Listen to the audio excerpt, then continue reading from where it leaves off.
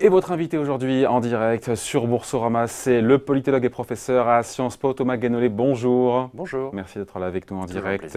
On est à 10 jours du premier tour et ce qu'on remarque, c'est que le Front républicain, pour celles et ceux qui ont un petit peu de mémoire, en 2002 avait fonctionné à plein pour barrer la route. On s'en souvient à Jean-Marie Le Pen, 15 ans après. Ce Front républicain s'est largement étiolé. On peut même dire plus loin que ça, hein. C'est pas qu'il s'est étiolé, c'est que le Front républicain, ça n'existe plus. Et il y a une déclaration d'Emmanuel Macron, l'après-midi où il était chez les Whirlpool. À un moment donné, il a dit quelque chose qui n'a quasiment pas été commenté, alors que ça me semble être une déclaration importante de la part du futur probable président de la République, c'est-à-dire, il a dit le jeu médiatico-politique a banalisé le Front National.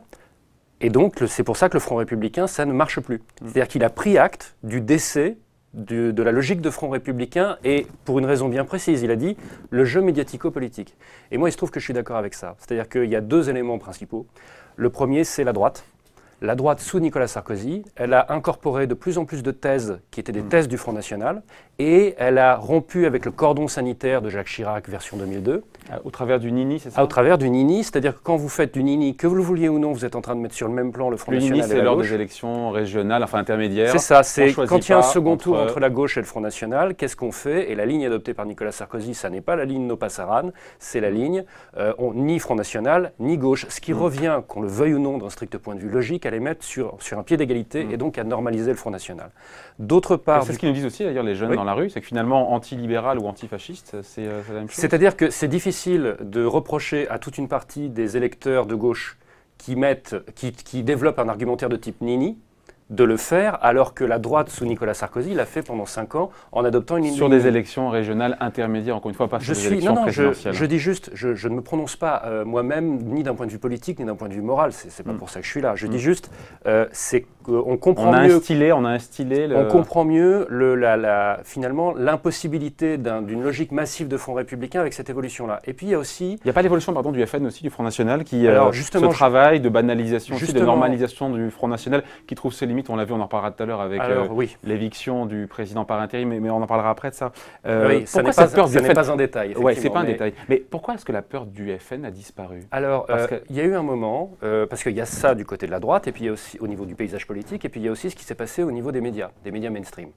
Ce que je veux dire par là, c'est que à partir de grosso modo 2012, vous avez on a eu Marine Le Pen qui s'est retrouvée avec un score un peu en dessous de 20 points, alors 17-18 de mémoire, à la présidentielle au premier tour de 2012, donc retrouvant des scores élevés par rapport au score élevé que pouvait avoir Jean-Marie Le Pen auparavant.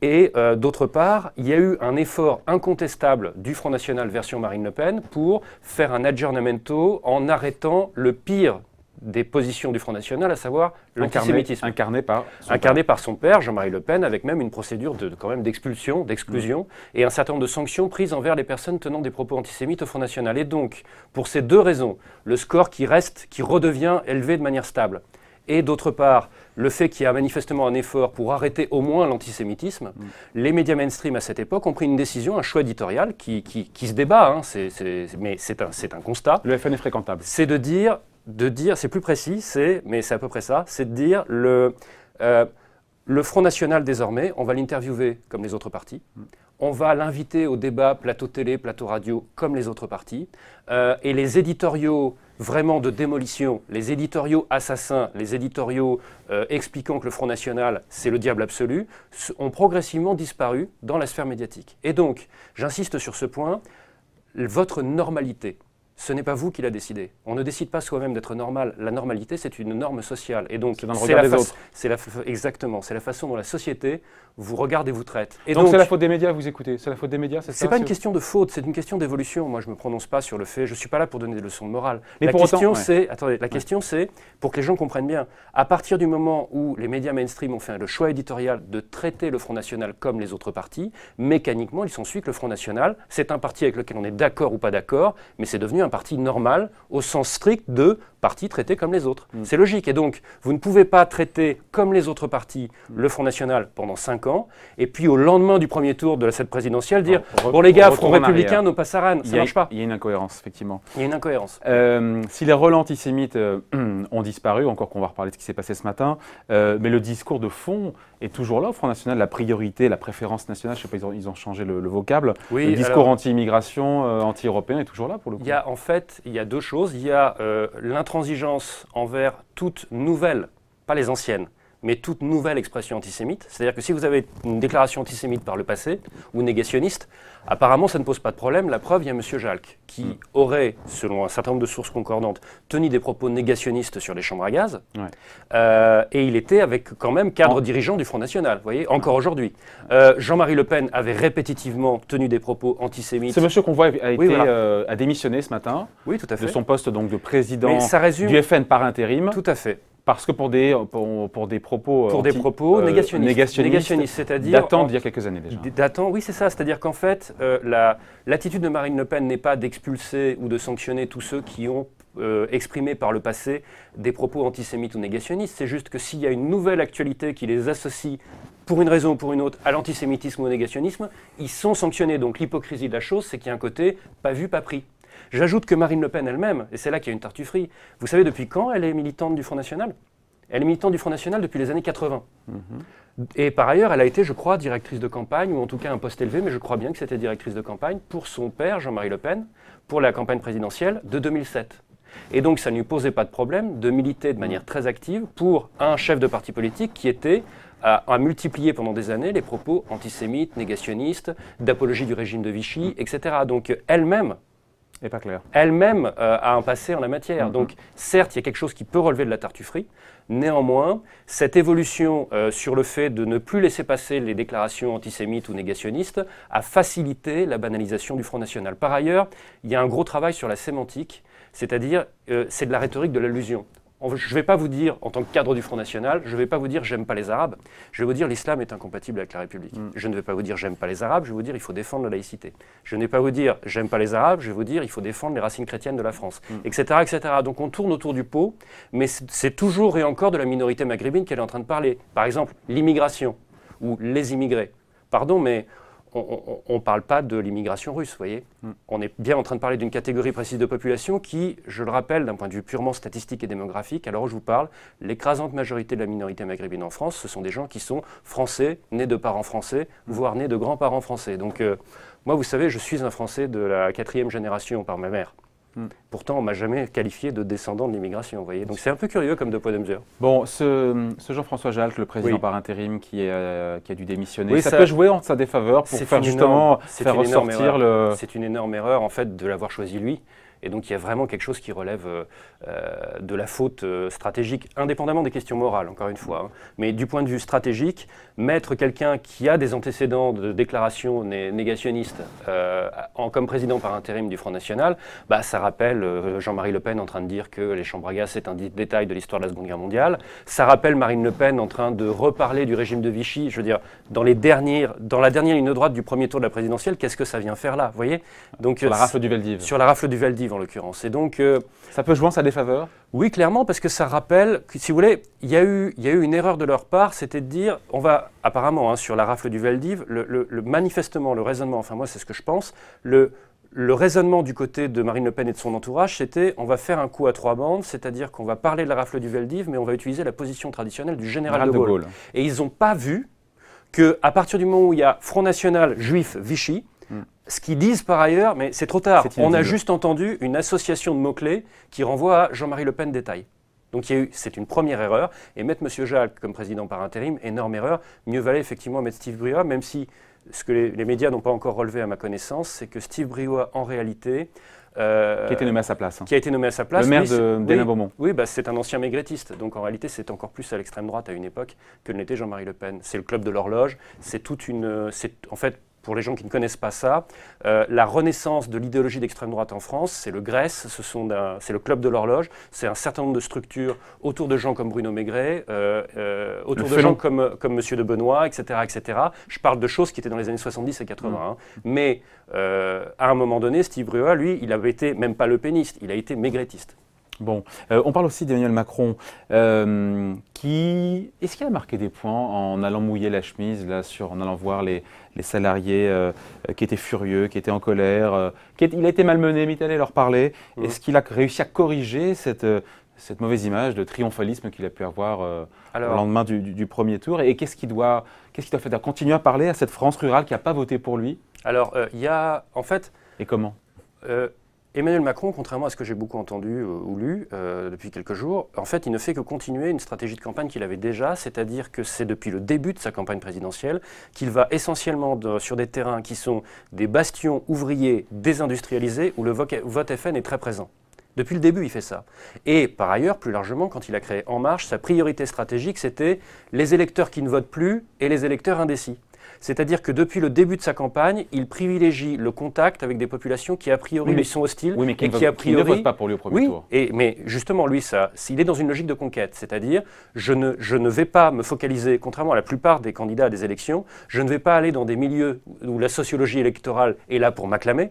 Je vais aller délibérément sur des territoires où j'ai un public hostile parce que c'est cela que je dois aller chercher. Donc, si vous voulez, en termes de logique démocratique et en termes de combat contre le Front National, cette démarche est tout à son honneur. Et elle est cohérente, et elle est rationnelle. En revanche, ce qui pose problème, c'est la juxtaposition des images, objectivement, entre d'un côté Marine Le Pen, qui arrive à avoir un contact avec des ouvriers Whirlpool et avec une population de ce bassin sans problème et sans incident, et de son côté où ça se passe de manière manifestement plus conflictuelle. Donc les images ne sont pas bonnes, mais la stratégie est tout à fait cohérente. Donc la bataille de l'image peut être gagnée pour le coup par Marine Le Pen qui joue, on a compris, elle joue le peuple dont elle se veut l'avocate contre lui qui représente l'oligarchie terme mélenchonien. Qu'elle a repris pas que, mais qu'elle a repris à son compte. C'est un terme d'Aristote à l'origine, en fait. Non, mais je veux dire qu'elle a repris de la campagne bien sûr. pour envoyer des signaux à l'électorat de Jean-Luc Mélenchon. L'oligarchie qui sera incarnée, acquise et soutenue par Alain Minc, par Jacques Attali, par Bernard Arnault, encore il y a quelques jours. Ça peut marcher, cette stratégie, justement Si vous voulez, c'est le meilleur discours disponible pour essayer de récupérer un électorat qui n'a pas voté pour Marine Le Pen, mais qui serait d'accord sur un point. Je rappelle qu'un point commun n'est pas une relation d'identité, hein. Ce n'est pas parce qu'ils ont des points communs que c'est la même chose, mais ils ont un point commun de considérer qu'il existerait une oligarchie de gens qui... Et l'oligarchie, c'est une petite minorité de la population qui prend les décisions et qui gouverne dans son propre intérêt au détriment de tous les autres. C'est ça l'oligarchie. Quand c'est dans l'intérêt de tout le monde, ce n'est pas l'oligarchie, c'est l'aristocratie, le gouvernement des meilleurs. Donc là, on parle bien d'oligarchie. Et la démarche de Marine Le Pen, c'est clairement de faire « je suis la candidate des perdants de la mondialisation contre le candidat des gagnants de la mondialisation et des oligarques qui nous gouvernent ». C'est ça qu'elle essaye d'installer comme récit. Et Emmanuel Macron répond à ça en disant « le Front républicain n'étant pas possible », lui-même l'a dit, hein, le jeu médiatico-politique a banalisé le Front National, donc le Front républicain, ça n'est plus possible. C'est quelque chose dont il a pris acte, c'est très important. Et donc il vous dit, puisque c'est comme ça va être projet contre projet, et donc je vais voir les gens de Whirlpool et je vais leur dire, ceux qui vous disent on peut vous sauver, c'est de la démagogie, il n'y a qu'une seule politique économique possible, et donc on va faire de la formation, du reclassement, etc. Il est dans la logique, depuis le début, hein, il l'a dit d'ailleurs à plusieurs reprises par le passé, ces derniers mois, même ces dernières années, en disant, quand une usine ferme, pour moi, dire vous inquiétez pas, on va sauver l'usine, c'est de la démagogie, il faut des politiques de formation, de reclassement, etc. Alors, c'est une position qui est plus difficile à tenir. Mais, encore une fois, le versant positif, c'est qu'il envoie un message très fort de volontarisme et d'acceptation du débat projet contre projet, ce qui est une bonne chose. Mais l'aspect négatif, par contre, c'est que la juxtaposition d'images que ça donne entre Marine Le Pen, son déplacement se passe bien, et lui, le déplacement est conflictuel, ça donne derrière des images qui peuvent lui être défavorables. Cependant, en termes de sociologie électorale pure, vous avez un grand bloc central électoral qui est grosso modo d'accord ou complètement d'accord avec Emmanuel Macron en matière de politique économique. D'accord ? C'est ce qu'Alain Minc a appelé à une époque le cercle de la raison. Donc c'est un grand bloc central, vraiment.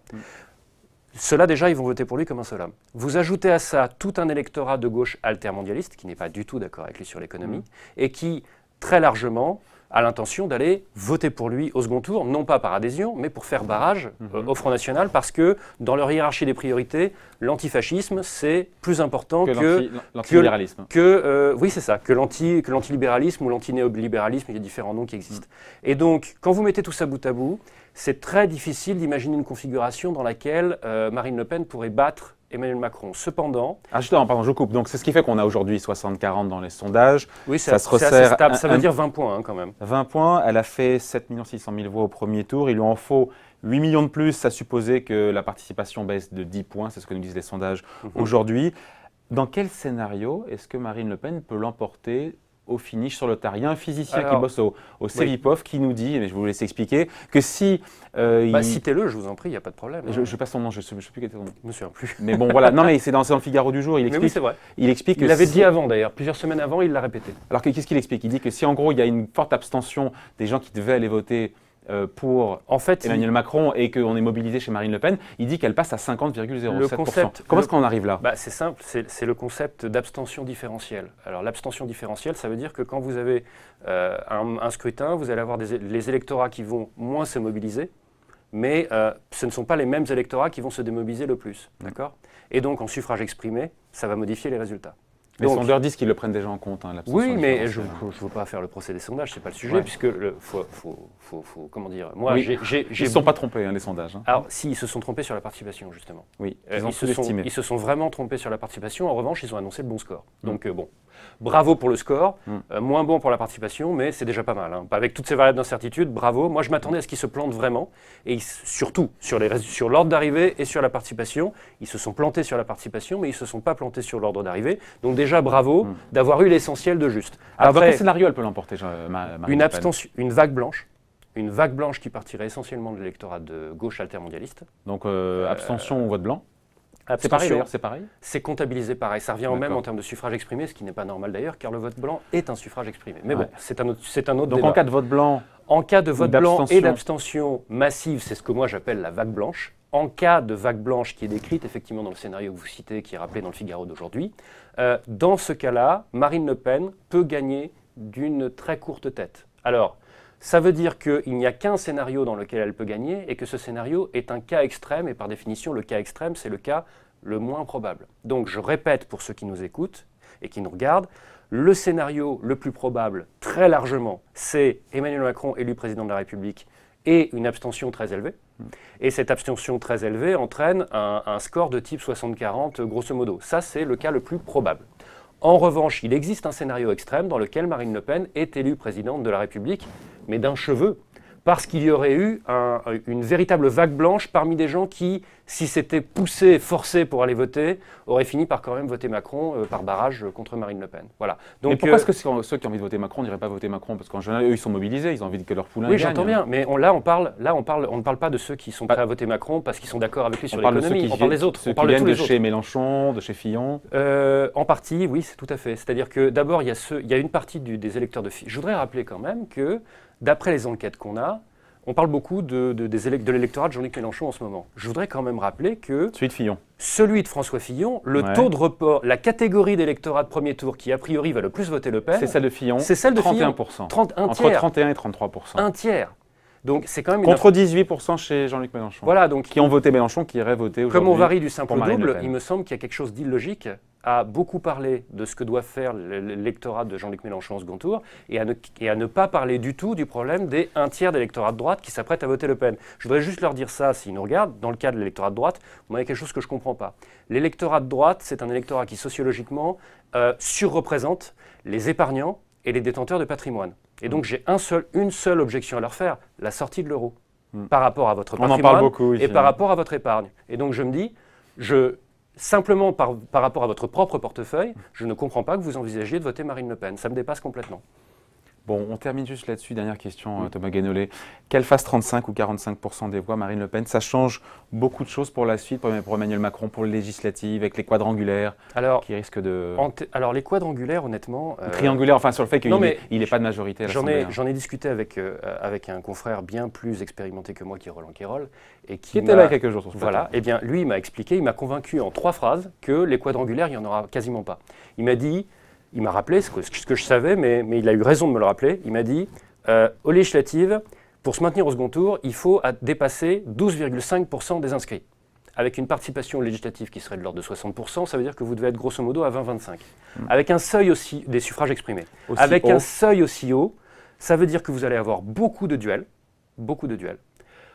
pas mal de triangulaires et quasiment pas de quadrangulaires. C'est ça qui va se passer pour les législatives. Et donc, s'il y a essentiellement des duels et des triangulaires, ça veut dire que... c'est bon pour Macron, pas pour avoir sa majorité législative. Ça veut dire qu'une fois de plus, comme le Front National fait quand même l'objet d'un effet repoussoir qui reste très fort, on le constate là pour ce qui s'annonce au second tour quand même, comme il y a un effet repoussoir très fort, ça veut dire que vous aurez le Front National qui a une fenêtre de tir pour avoir beaucoup plus de députés qu'avant. Néanmoins, le scrutin, comme c'est prévu depuis le départ avec ces règles de scrutin, va forcer à une bipolarisation entre la droite et En Marche plus les restes du PS. Et donc, ça veut dire quoi? Ça veut dire que le match qui va se jouer, c'est entre la droite qui a la haine d'avoir l'impression de s'être fait voler l'élection et donc un électorat qui peut se remobiliser, et l'électorat En Marche qui, légitimement, va se mobiliser pour continuer à faire gagner son champion. Et donc, ça va être un match de cet ordre-là pour les législatives. Mais on sait que les triangulaires, en général, c'est le FN qui gagne dans le cadre de triangulaires. Et pas nécessairement, non, c'est vraiment serré, on ne sait pas, ça dépend des circonscriptions, mais c'est clair que le Front National a une vraie fenêtre de tir pour avoir beaucoup plus de députés que les deux actuels, ça c'est très clair. Oui, on parle au mieux ou au pire, enfin entre 40 et 100. Puisqu'on est chez Ecorama, je fais une petite précision, rapidement. L'argent que reçoivent par subvention publique les partis politiques tous les ans dépend du nombre de voix qu'ils ont eu aux 2 tours des élections législatives. Et donc, les 4 grands blocs, le bloc Le Pen, le bloc droite, le bloc En Marche, le bloc Mélenchon, la question qui se pose pour eux et dont personne ne parle, c'est quel score en voix ils vont faire avec leurs candidats pour toucher de l'argent. Et donc, c'est ce qui explique Mélenchon. C'est ce qui explique peut-être que Jean-Luc Mélenchon n'a pas donné de consigne de vote aussi parce qu'il joue le coup des législatives. Je m'avance en disant ça? Moi, il me semble que l'enjeu vital pour la France Insoumise, puisque vous les citez, la question vitale, c'est de faire un score suffisant aux législatives, non pas pour avoir des députés, parce que ça, quand on est dans l'opposition, avoir des députés, c'est secondaire, vous pouvez quasiment rien faire. Non, en fait, ce qui compte, c'est de ramasser le maximum d'argent en subvention publique pour que votre parti existe, parce que je rappelle, et on est sur Ecorama, c'est logique de le rappeler, nerf de la guerre. Le nerf de la guerre, c'est l'argent. Allez, merci à vous, merci pour ces explications. Thomas Guénolé, donc politologue et professeur à Sciences Po. Merci pour ces explications. Mais je vous en prie. Au revoir.